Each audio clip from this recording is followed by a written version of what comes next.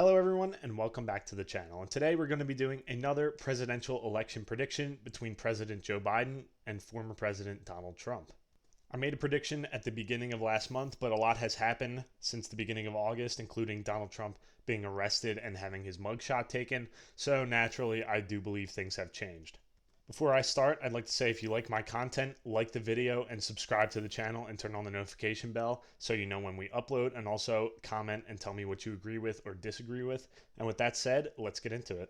So first, I'm going to fill in the solid states for Donald Trump, and those are going to be Montana, Idaho, Wyoming, Utah, North and South Dakota, Nebraska at large and its 3rd congressional district, Kansas, Oklahoma, Iowa, Missouri, Arkansas, Louisiana, Mississippi, Alabama, Tennessee, Kentucky, Indiana, West Virginia, and South Carolina. Next, I'm going to fill in the solid states for Joe Biden, including Washington, Oregon, California, Hawaii, New Mexico, Colorado, Illinois, Virginia, Maryland, Delaware, New Jersey, New York, Connecticut, Rhode Island, Massachusetts, Vermont, Maine's 1st congressional district, Maine at large, and the District of Columbia. So now I'm going to fill in the likely states for Donald Trump, starting with the state of Alaska. Alaska is a state that has trended towards Democrats in every presidential election since 2004. In 2016, Trump won it by about 14, and in 2020, he won it by around 10. In a 2022 special election, Alaska elected a Democrat to their only House seat, Mary Peltola. Now, that was because of the new ranked choice voting system splitting between 2 Republicans and causing some division in the party, which led to a Democrat being elected. But the point is, she did end up winning in that second round, which means Democrats are more favorable in Alaska than they used to be. I still don't really think Alaska is in play for 2024, but I do think it could get relatively close, maybe at the lowest for Donald Trump, a 6-point victory, but I think it'll probably be a little more than an 8-point victory, so I'm calling Alaska likely Republican. I think maybe they'll go there. Both candidates will go there, maybe for a House campaign rally, but I don't think it's really going to be contested. Next up is going to be Nebraska's 1st congressional district. During the redistricting process, this district did get more blue. Donald Trump only won this new district by around 11 points, and Nebraska, especially around this part, has been trending toward Democrats, so I do think it'll probably drop below 10, so I am calling Nebraska's 1st likely Republican. Next up is the state of Ohio. Ohio is a state that voted for Obama twice before flipping to Trump by 8 points in 2016 and then sticking with Trump by 8 points again in 2020. As a general rule throughout the country, but especially in the Rust Belt, the rural areas are getting a lot more Republican at a pretty quick rate, and the suburbs are getting a lot more Democratic at a pretty quick rate. And the reason Ohio is a lot more Republican than the rest of the Rust Belt here is because there isn't as much suburban ground for Democrats to gain as there are in these other states. The suburbs will again be probably where Joe Biden makes his biggest gains in 2024. And so I don't really think that Ohio is going to trend towards him at all. I think it'll probably be around the same as it was in 2016 and 2020. So I'm calling Ohio likely Republican. Next up is going to be the state of Florida. Florida has been trending Republican for some time now. In 2016, Donald Trump very narrowly won it, but it was a flip from Obama in 2012. And then in 2020, he surprisingly expanded his margin in Florida when a lot of forecasts had him losing it. Then in 2022, Republicans did very well in Florida. Marco Rubio won re-election by about 17 points, and Ron DeSantis won re-election by about 19 points. Republicans are also gaining ground in voter registration in Florida. Back in 2020, when Trump won the state, Democrats still had a very narrow voter registration advantage over Republicans, and now Republicans have a couple 100,000 voter registration lead over Democrats, and it doesn't seem to be slowing down. With all of that in mind, I think Trump probably wins Florida by around 7 points, so I am calling it likely Republican. Finally, we have Maine's 2nd congressional district. It's a pretty similar story to Ohio, voted for Obama twice, then flipped to Trump in 2016 by a very big margin, and then stayed with Trump by a pretty big margin in 2020. I think he's probably going to carry it again, probably by 6 to 7 points, so I'm calling it likely Republican. Next, I'm going to fill in the likely states for Joe Biden, and I'm going to start with the 2nd congressional district in Nebraska. Like I mentioned earlier, this part of Nebraska has been trending towards Democrats, and this district especially is urban and suburban majority. It did get redder in redistricting, but again, the trends are with Joe Biden here, so I do think that he's still going to hold on to it, probably by 7 to 8 points, so I'm calling it likely Democrat. Next up is going to be the state of Minnesota. Minnesota is the bluest of the important Rust Belt states by a pretty large margin. In 2016, Trump won through the Rust Belt. He flipped Iowa, Wisconsin, Michigan, Ohio, and Pennsylvania from Obama. but Minnesota still voted for Hillary Clinton. It was very close. It was less than 2 points, but that was mostly because there was a lot of third-party turnout. In 2020, Minnesota kind of reverted back to Democrats, and Joe Biden ended up winning it by around 7 points. The reason for this is because the Twin Cities and their suburbs are really Democratic right now, and the Republican trends in the rurals just can't keep up with it. So Minnesota is going to stay with Joe Biden, probably by a similar margin to 2020, so I am calling it likely Democrat. Finally, we have the state of New Hampshire. New Hampshire is a similar case as Minnesota. In 2016, it was really close, and then in 2020, it shifted hard left against Donald Trump. I think New England as a whole is going to swing towards Joe Biden in 2024. New Hampshire is no exception. I do think you can make the argument that New Hampshire will be solid Democrat, but I do think Trump will probably keep it under a 10-point victory for Joe Biden, so I am calling it likely Democrat. So we've now filled out all of the solid and likely states for both candidates. Now we're going to get into the toss-up states, going from west to east, starting with the state of Nevada. Now, I've mentioned in previous videos that Nevada has been trending towards Republicans since around 2008, which is true. In 2012, it swung right from 2008, and in 2016, it swung right from 2012. Then in 2020, a lot of people expected it to revert kind of back to 2012, but then instead, it kind of remained stagnant. Technically, it trended very, very little to the right, but it still swung towards Donald Trump in a year where almost everything else swung away from it. And looking at analysis of the state online, it seems like both parties are way overconfident about their chances in Nevada right now. I see conservatives online looking at these trends and thinking, oh, Nevada has to flip now because it's been trending towards Republicans for so long. And then I see Democrats saying, look at the midterms and how Adam Laxalt lost to Catherine Cortez Masto when he was supposed to win. And Nevada did elect a Republican governor in 2022, but that's largely because he had a huge advantage in Clark County because he was the sheriff there, Joe Lombardo. I used to be of the opinion that Nevada was going to flip in 2024 regardless of who won, but the more I think about the trends here, the less I think that that's possible in 2024. I do think Nevada is going to trend towards Republicans in 2024, and that's because rural Nevada and Clark County, I believe, are going to trend towards Republicans, but the trends in Reno and Carson City, I think, are just going to be enough to counteract them. Not fully, but enough so that the state doesn't flip.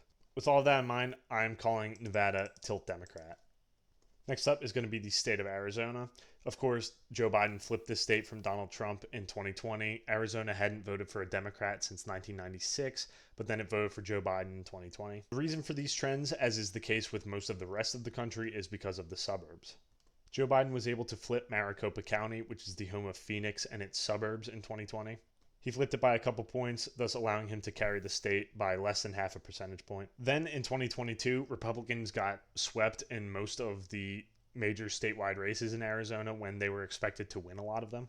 And from this point forward, the trends for Republicans in Arizona are only getting worse. Donald Trump is an especially bad candidate for Arizona because of his past comments on John McCain. But that's not alone what is causing him to lose this state, but that definitely didn't help him with Republicans in the state. Taking all this into account, I do think Joe Biden's probably going to win the state by around 3 points this time, so I am calling Arizona lean Democrat. Next up is going to be the state of Texas. Texas is another state that's been trending towards Democrats for a while, and every year is this the year that Texas finally flips? And every year it's not the year that Texas finally flips. And I think 2024 is going to be the same. In 2016, Trump won Texas by a little short of 10 points. And then in 2020, he only won it by a little short of 6 points. I expect Texas to trend towards Democrats again in 2024, but I don't think it's going to be as big of a swing as it was in 2020. Of course, the suburbs are going to trend towards Joe Biden as they've been doing across the rest of the country, but I don't think the swings anywhere are going to be as big as they were from 2016 to 2020, because the truth is, in a rematch, most people already know what they think about both of these candidates. So I do think you see some suburban movement towards Joe Biden, but it's not going to be nearly as much as it was from 2016 to 2020. A big thing that helped Trump in the state in 2020 was the Rio Grande Valley and Hispanic voters shifting majorly towards him. And I've been seeing a lot of people on the left saying that these trends are going to revert in 2024. And the fact is that that's just not true. Some places in southern Texas had more than 40-point swings towards Donald Trump in 2020. And you can't pin that all on Donald Trump being the incumbent president. I do think it's possible that Hispanic voters could trend towards Joe Biden in 2024, but the truth is that that's not going to cause southern Texas to look like it did in 2016 or 2012. Overall, I think Trump's going to win Texas by a little more than 3 points, so I am calling it lean Republican. Next up is going to be the state of Wisconsin. Now, a lot of people consider Wisconsin to be Donald Trump's best opportunity for a pickup in 2024, and I am one of those people.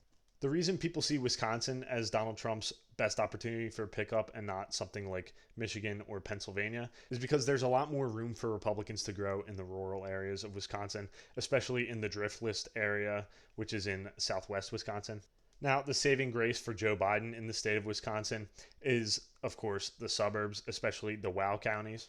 A good example of these trends is the Senate race from last year. Ron Johnson was reelected by a narrower margin of victory than people expected, and then he has won by in the past. The reason he won by less is because he did worse in the suburbs. But the reason he was still able to win is because he picked up several counties in the driftless area, whereas he did not win the driftless in 2016. I think you're going to see similar trends in 2024 in the presidential race. Again, I don't think the suburban swing will be as good for Democrats as it was in 2020, but conversely, I don't think the rural swing will be as good for Republicans as it was in 2020. Currently, I think Wisconsin will be mostly stagnant from 2020, so I am calling it tilt Democrat. Next up is going to be the state of Michigan. Michigan's a similar story to everywhere else. The rurals are getting redder, but the suburbs are getting bluer. What helps Democrats, though, especially, is that the Republican Party for the state of Michigan is basically broke now. They're terrible at fundraising. They don't really have many good candidates. The only hope for Republicans here statewide in 2024 is that Donald Trump somehow replicates what he did in 2016, and I don't really think that's likely. I think Biden probably expands his margin of victory by a point or two, so I am calling Michigan lean Democrat. Next up, we're going to move down to the state of Georgia. In the past, I have considered Georgia to kind of be gone for Republicans on the presidential level, but I've been seeing some data recently that's made me reconsider. Firstly, I've been seeing some polls that actually have Trump doing relatively well in the state of Georgia. A lot of them even have him flipping it, and Georgia polls were actually pretty accurate in 2020. And not only that, but when you look at 2022, Republicans actually swept the statewide offices in the state of Georgia. The only statewide Republican that lost was Herschel Walker, and even then he still made it into the runoff in the Senate race, and also he was kind of a comically bad candidate. You know, when Herschel Walker talks, he doesn't sound very smart, and also he had multiple scandals during the election season, including, his son and former partners.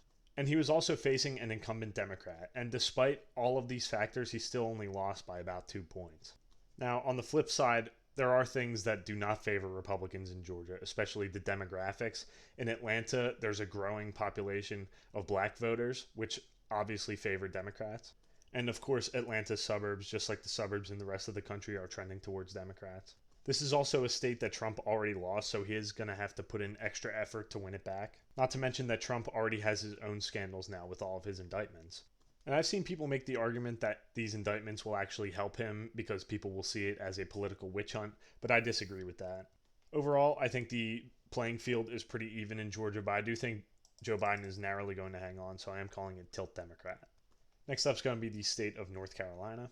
Back in 2020, a lot of people thought Biden was going to flip this state from Trump, but Trump did end up narrowly hanging on, but it was a lot closer than it was in 2020 or in 2016. A lot of people on the right like to call North Carolina a perpetually lean Republican state, and that's not true. The truth is that the trends here are decent for Democrats, but they're still slow. In 2022, the Republican Ted Budd did win the Senate election here, but it was a lot closer than people expected it to be. I do think North Carolina will probably swing towards Biden, but I do think Trump's going to hang on by a little bit less than a point, so I am calling North Carolina tilt Republican. Finally, we have the state of Pennsylvania. 2016, Trump won Pennsylvania by about 0.7%, and then in 2020, Joe Biden flipped it back by a little more than a point. The story here is similar to the rest of the Rust Belt. The rurals are getting redder and the suburbs are getting bluer. A big difference between Pennsylvania and Wisconsin is that there's a lot less room for Republicans to grow in rural Pennsylvania.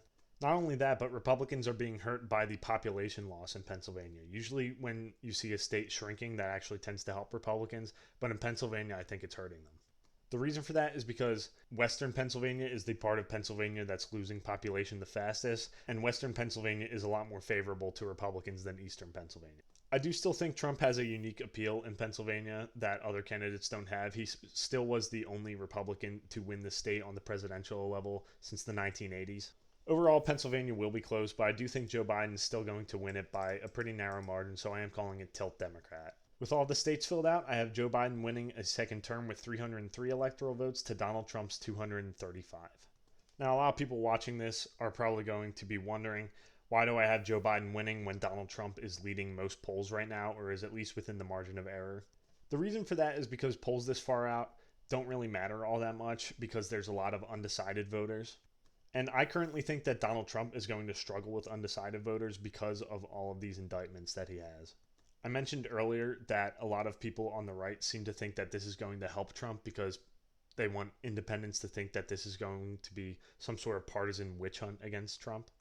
I disagree with that take. I think independents are going to see Donald Trump, maybe even getting convicted of some of these crimes that he's been indicted for and saying, I don't want to vote for a criminal.